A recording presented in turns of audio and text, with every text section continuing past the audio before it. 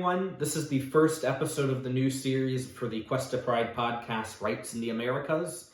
We're going to be discussing LGBTQ plus rights or lack thereof in the nations throughout North and South America. Today, we're going to be going with Barbados as the first. I chose this one because of my own education. I learned a lot about it because it's an important place for both Quakers, and there's a bit of unique history of Irish people or redlegs on the island going back centuries. The main reason for this, really the whole reason for this, is just to discuss and awareness for LGBTQ people and rights on the island. So Barbados itself as an island is located in the Eastern Lesser Antilles. It's part of the West Indies as a region. It borders the Atlantic. And for a little reference on this region, I just want to share a quick quote with someone from a neighboring Anglophone country. Every day I fear for my safety living in this country because of my sexual orientation. I am alive, but if anyone ever found out and wanted to find out, they can kill me. I'm an easy target for anyone. And this is LGBTQ person Peter in Dominica, a similar country back in 2017. Getting into all of this, a lot of people know about the West Indies as a vacation spot. A bit more of the darker history is it was the place Europeans first landed. It was the foothold of Europeans, and now, I want to say houses probably most of Britain, actually probably not France, but it houses still a lot of European possessions. Well, there are a lot of countries, it's kind of a mix. And even the United States is a country of the West Indies. And what we're actually going to be discussing today is Victorian era laws, or prior or before, depending, that essentially legalize any kind of same-sex, like holding hands, even like intercourse, that kind of stuff. But this is something pretty much in a lot of former colonies. Admittingly, some have gotten rid of it. Others have just decided to keep it because it's very compatible with their culture. I mean, obviously places like Canada, South Africa, New Zealand, etc. have gotten rid of it. But this is still a big problem. And it's also in a lot of, this is still a thing in Singapore, which is a developed first world country. But going back to this, England's relationship with Barbados goes back centuries. Literally, I want to say, 1627 is when they first came here and started setting up shop. And their rule lasted uninterrupted till 1966. That's that's 300 plus years. English culture, language was cemented on the island. Everything from cricket to tea. I think just the West Indies team played for Barbados too. I don't know if they have their own cricket team, but it's something, the culture and laws were heavily cemented. And what we're going to be discussing today for the most part is laws called gross indecency and buggery.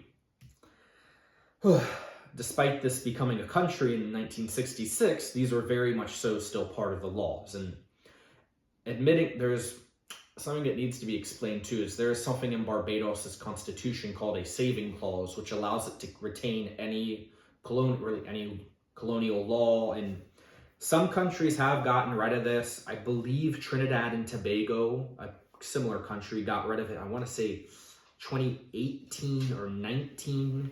That might be the cross-dressing law I'm thinking of too. But some countries in the region have gotten rid of this, but the gross indecency and buggery are like two lads holding hands or like two guys kissing. That kind of stuff is... What are buggery laws, to be more specific? So buggery is essentially like same-sex activity. Gross indecency is more like two guys, like I said, two guys or girls holding hands, kissing, that kind of stuff. And yeah, this is actually also a weird little thing that just came to mind. These are also laws. I think they were forcibly repealed in remaining British territories, but a lot of them still kept it. Because I know the Cayman Islands has a problem with this. I'm trying to think what else, but like I said, the laws are still very much in place. And in Barbados, the culture is not gay friendly. That's something a lot of these places are not gay friendly. Yeah, and I think not only are they still in practice, but it's not like one of those laws that is just kind of on the books, but no one really follows it. So that's a big, I was actually going to get to that. That's a big thing with, you're just going to hear, oh, this law isn't enforced, therefore, what's the point? It's like the law that, like, it's like, I think it's like in Arizona, you, like, can go to jail for cutting down a cactus. Really? Or in New Orleans, it's illegal to like tie an alligator to a fire hydrant. I didn't even know that's a thing. But those are laws here in America, but they're not really enforced, or they're just so weird they don't need to. I'm gonna go more in depth on the whole relationship with law enforcement laws in a little later, but also. For a little bit of context too, the gross indecency and buggery laws were repealed in India back in 2019. So, I mean, countries have took strides to get rid of these laws. But in a place, so also for a little reference, Barbados is 2.5 times the size of DC. Or for another reference, it's smaller than Guam. In a place this size, news travels quick and you're going to have a more close-knit community. Like, it's not going to be you live in a big city, but you don't know anyone, or be in Bridgetown. But a huge factor in a lot of these countries at large is Christianity. Especially in Barbados, it's very much so a Christian nation. And admittingly, the Bible was definitely used as an excuse for a lot of things, but the church plays a very important role in just society and culture of the island. That's a big aspect of it, and it can be either giving food to poor or shaming a person for being gay. But the role of it is extremely important, and Barbados, unlike some of its neighbors, is, to my knowledge, almost entirely Christian, because a lot of its neighbors have a lot of Hindus, but it's a very Christian nation like Jamaica. Getting back to the law thing where they're just unenforced, the problem is a lot of the research I was doing for this included quotes from like LGBT people on Barbados. A lot of times the police don't care, and often will be less sympathetic. Dismissive is a good word to say. And the fact that the law exists also just provides a good reason. The culture is you don't care hugely. The laws are not great, and it's another big thing too is even reporting abuse. It's not going to be reporting things to the police. Sadly, doesn't have as desired of an outcome for people. And I was going back to the whole Christianity thing, like. It's hard enough like being like gay in a Christian family in America, let alone someplace like Barbados, which is so much stricter. No, there's a lot more emphasis on the church and community. It's yeah. Very much so a place in some parts of the U.S. Definitely the Valley is a place that comes to mind more so. As I can say from that experience. Mm-hmm. But no, it plays an important role nonetheless. Yeah. And getting back to this, basically, another big thing, which is very sad but happens a lot, is people being harassed. And this is not me saying, this is like air quotes around this, but baddie boy and baddie man are like common word. These are just, for your own knowledge, are words that they're not nice words to put it simply. They're derogatory. Yeah, I think they came out of reggae music. A lot of Jamaican anti-gay culture actually influences a lot of the other islands. Yeah. But, so yeah, these are derogatory terms that are often lobbed at homosexual people. Yeah. Basically, another problem is, or not a problem, but an issue. Anything that is not like the explicit norm of like macho man and feminine girl is not good. You're gonna get accused of being gay if you're more masculine or feminine. But basically, if a person is not being straight, like the term not being straight, anything that's like the explicit norm of a guy to a girl, it's gonna draw attention. I probably shouldn't go to Barbados because I dress very like kind of masculine, like very like gender neutral. I don't dress super feminine, so I'm like, would I be like kind of like thought I was a lesbian if I went there? Probably, yeah. May yell a wee bit at you at like Bridgetown, but. I'll get to this later, but the government realizes it's very bad, some of the laws. But yeah, I think you're gonna probably get yelled at. All joke. If you look a certain way or like You've two lads holding seen hands. how I've dressed. Like I dress kind of like a guy. Basically, though, the laws, police not reporting it, typically leads to harassment. Can also lead to more harassment, harm, marginalizing, and just giving LGBT people a very rough time there. And another big thing is when people come out, it's sad to say it's often a very negative reaction. The research I was doing on this, and all the sources for this will be in the description below. I urge all of you to please read them. Basically, it's not a very good reaction. And I want to share a quick thing. I want to share a quote with you. So Ernest, a 20-year-old gay man from Barbados, suffered a traumatic coming out experience. How could this is sad. This is sad stuff. But yeah, in 28, this is back in 2011. He came out to his mother, who shouted, "How could you like men? That's nasty. You give that shit up. You nasty. You nasty." That's like getting a little deeper into it. He also said, "I think they're trying to beat it out of me, convert me, but this is who I am. I can't change it. They kept beating me." Bajans, meaning Barbadians, typically use the Bible to justify their actions. I would call the police, but because they knew my mother at the police station, if I called, she would then call back and they would not come. I was a voice in the wilderness and no one was paying attention to me. On occasion, my three uncles would beat me up for being gay. One was in the front, one was on the right, and the other was on the left. And they beat me till I spat blood. They cut me face in all directions, and I called me grandfather, but he did nothing. After that, my mother put me out on the street for a night, and when my grandmother heard about it, she came for me. I slept at my grandmother's floor. She gives me food, but she does not support me emotionally. I wish to get away from my family and I have to see my uncles who beat me and my mother almost every day. That is not that's sad stuff, honestly. Yeah. When you read that, that's not good stuff. It's very sad. But like I was saying, getting back to I was saying, this is kind of just one of pretty frequent examples, and it's not an isolated incident. Exactly. It's very sad, and it happens frequently, whether it be U.S., Canada, it happens in a lot of countries, no matter where they are.